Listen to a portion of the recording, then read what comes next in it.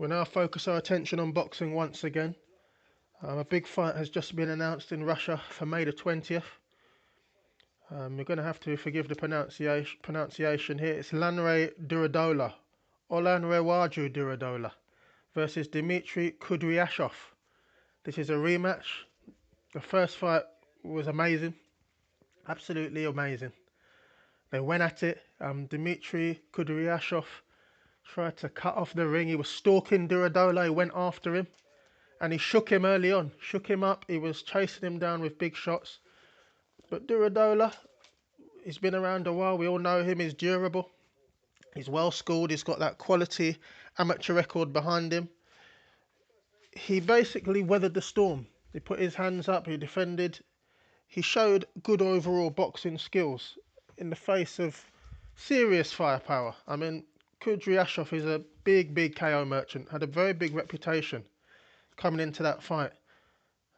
Before that fight, he was unbeaten professionally. He's now 21-0 after the defeat. Because Durodola came back into the fight and actually managed to get the TKO victory. The ref stepped in and stopped it. It was all about firepower. It was all about passion. Very little to do with defense, that fight. And that's why the rematch is going to be so huge. Durodola's record now sits at 25-3-0. 23 victories by way of knockout, 2 KO losses. Defeats to two very respectable fighters.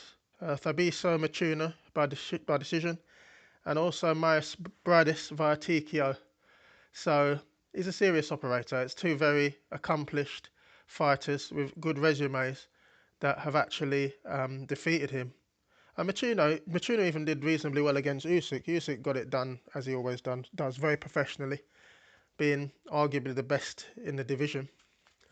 But Machuna did okay. It basically came down to him being a smaller man. He's very small. The reach of Usyk, the technique of Usyk, the jab of Usyk. Eventually it got too much for Machuna and Usyk got the win. But yeah, it reflects well on Durodola that his two defeats are against two very good fighters. Bradis, who will be facing Marco Huck soon in a huge fight. Really good division, this one. It's got to be the best division in boxing, hasn't it? It's between them and welterweight, cruiserweight division.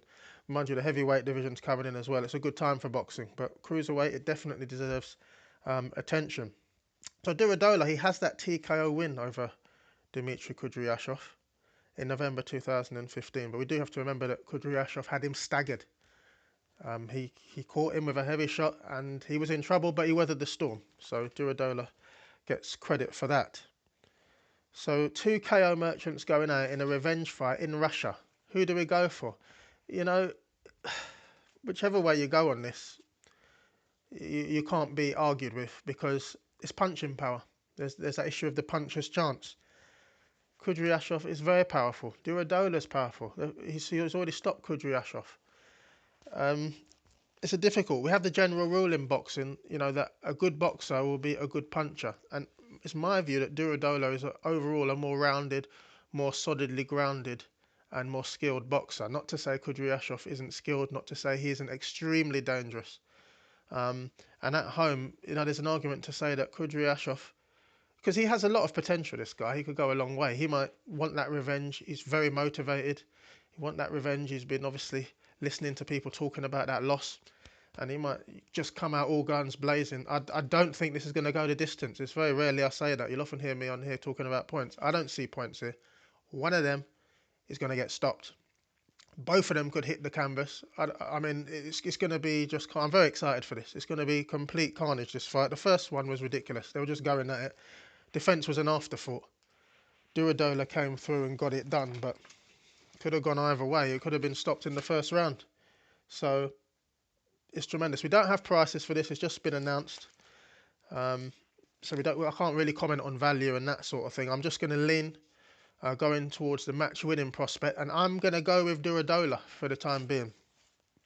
Even though Kudryashov has the motivation, even though he's so dangerous coming forward, I can just see Durodola using that chin, using that durability to weather the storm. Any offence that comes his way, he can cover up. He's very good at stepping back. He can take a shot if he needs to.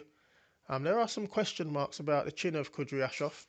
I don't know if that's fair because he took a lot of punishment before he was stopped. Don't know if that's fair, but other people have said that. But overall, going with the old adage, which I often rely on, that a good boxer beats a good puncher. I'm going to lean with Durodola for this stage. If anything changes on that, I'll add it to the comments. I may even add something when the prices are available from the bookies, but for the time being, the lean on this fantastic fight is going to be Olanrewaju Durodola.